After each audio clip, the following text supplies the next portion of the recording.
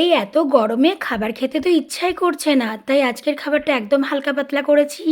কম তেল মশলা দিয়ে গরমকালের দিনে সুন্দর একটা রান্না তৈরি করেছি। প্রথমেই দিলাম গরম গরম সাদা ভাত, দিয়েছি একটা কাঁচা লঙ্কা, এখানে দিলাম কিঁদুরি ভাজা, তারপর দিয়েছি করলা সেদ্ধ। করলা সেদ্ধ দিয়ে তোমরা ভাত খেতে কে কে পছন্দ করো জানিও। আমার তো বেশি এই রান্নাটা করা হয় না, আজকে অনেক দিন পর করেছি। তারপর দিয়েছি গোটা জিরে এবং শুকনো লঙ্কা ফোড়ন দিয়ে আলু সেদ্ধ, আর তারপর দিলাম একটা ডিম সেদ্ধ, এখানে দিলাম মুসুরির ডাল, শুকনো লঙ্কা গোটা জিরে ফোড়ন দিয়েছি মুসুরির ডালে, তারপর দিয়েছি পোড়লের ছাল দিয়া। আর তারপর এখানে দিলাম টক দই, টক দইটা বাড়িতে তৈরি করেছি। আর বাড়িতে টাটকা টাটকা দুধ দিয়ে টক দই তৈরি করলে খেতে কিন্তু অনেক ভালো লাগে। তারপর দিয়েছি এখানে 1 চামচ মটন ঘি। এবার বলো, হলো না গরমের দিনে সুন্দর একটা হালকা পাতলা খাবার, একদম তেল মশলা কম দিয়ে। এই রকম খাবার খেলে কিন্তু পেট মন দুটোই ভালো থাকে। আর তোমাদের বাড়িতে কী রান্না হয়েছে জানাতে ভুলো না যেন আবার। চলো তাহলে খেয়ে নিই এবার।